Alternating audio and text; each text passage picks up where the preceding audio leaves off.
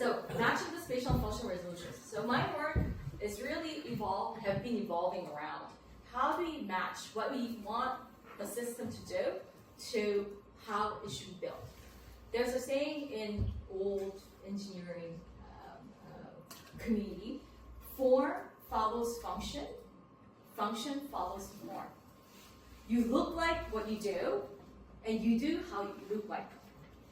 And I think that's very true for robots. So imagine if you have a small a dog robot.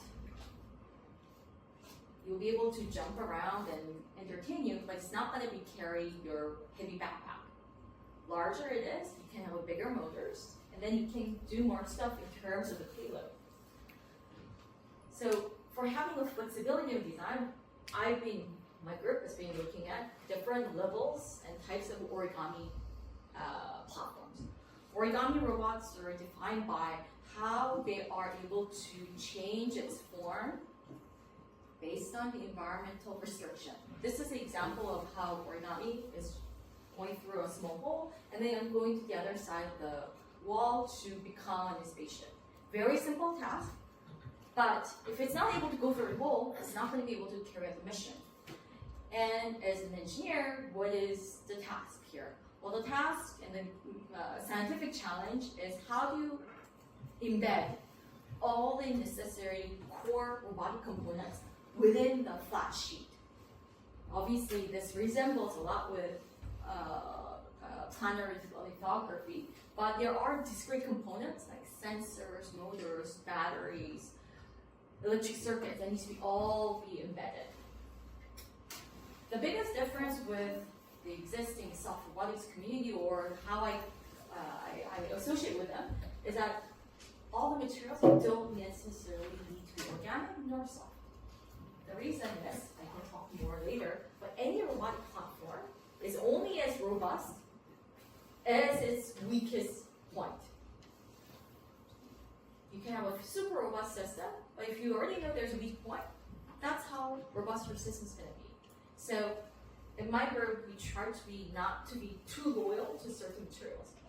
So this is the first example of how origami platform that is folded from a flat manufacturing lane, self-fold into three-dimensional robot and does three-dimensional activities.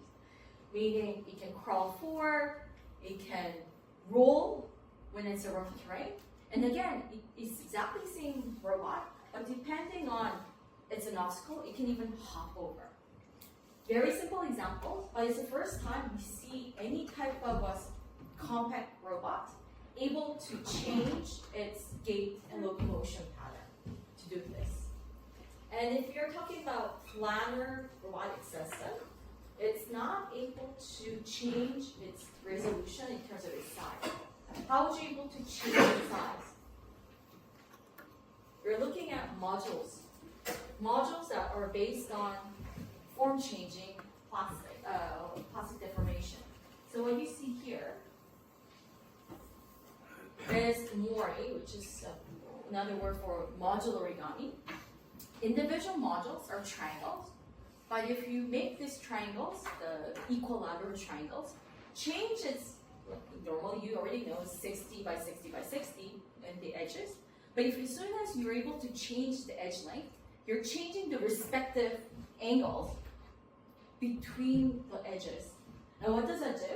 It allows us to actually venture out to the physical meshing.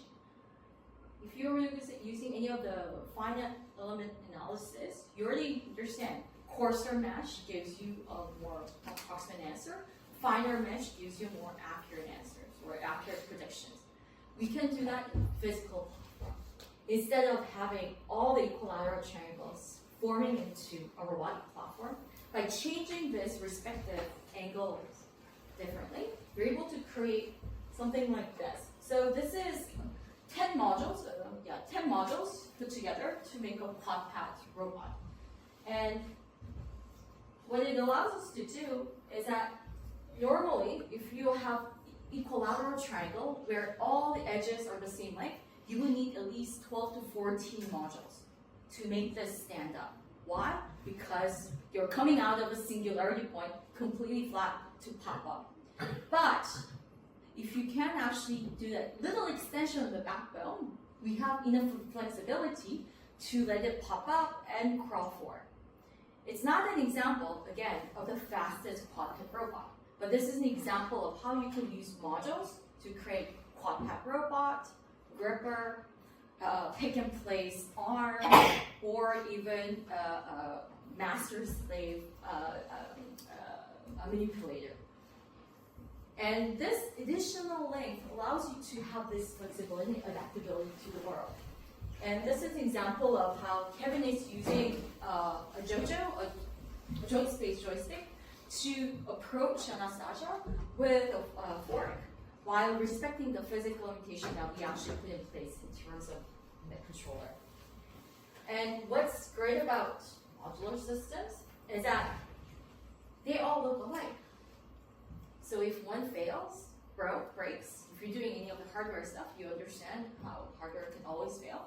You can actually replace it. And even before replacing it, this is our latest paper where we talk about, well, that one is completely dead, that one's completely dead, and this is walking a little weird. Why? The center one is completely dead. It has no communication, no battery, no sensing. But they are constrained kinematically that it's pulling, the other modules are pulling this forward, while understanding it's a dead module. So having modularity allows you to not only expand your workspace, bigger design space, and even be robust against failures. And this paper is called Sharing is Caring. You share the power resources, you share the communication protocols, you share the sensory information, and allows you to actually execute your tasks one after another. So where do you think is the ideal environment, or not the ideal, important environment where having modularity, robustness is critical?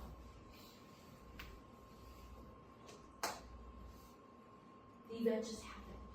Artemis just came back from a 40-minute mission. For a 40-minute mission, they spent, what was it? $500 million for a 40-minute mission. Failure is not an option. For that 40-minute mission, they need to be prepared all the possible and potential failures. And there was, because it was delayed, it was supposed to be in the beginning of March, and the mission happened at the end of March and in the beginning of April. So there were issues. I think space is one of the environments, remote environments, that requires to have this robustness in the system. You cannot bring, if you have 10 tasks, you cannot bring 10 robots in the space. It costs too much. We barely have enough room to bring food for astronauts. So you need reliable solution that is robust against failure, but still flexible enough to do multiple different tasks. And I think that's where the modularity really helps out. So this is our image board where we create these robots. Modular system can fix solar panel, help out with the astronauts in the space station or moon station in the near future, to help out with astronauts. What can astronauts not have in a space station that usually have access to all the time?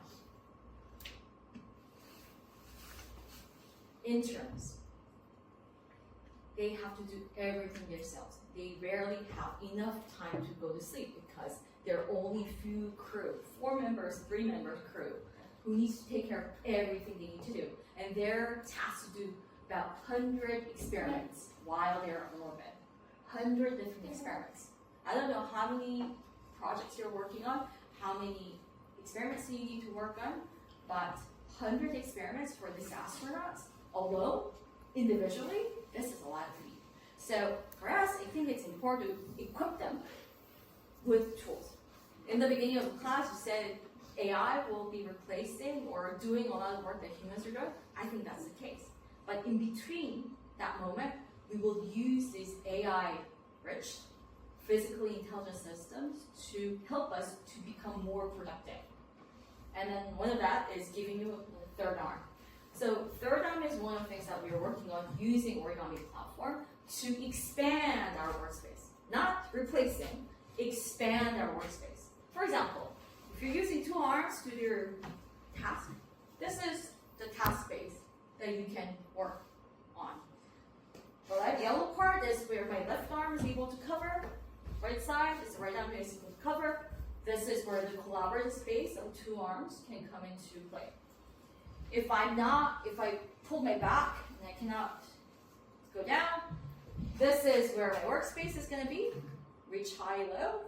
And then the bottom, I can't lower my back. So if I were to have a third arm that's attached here, this will be additional workspace I can share with the third arm.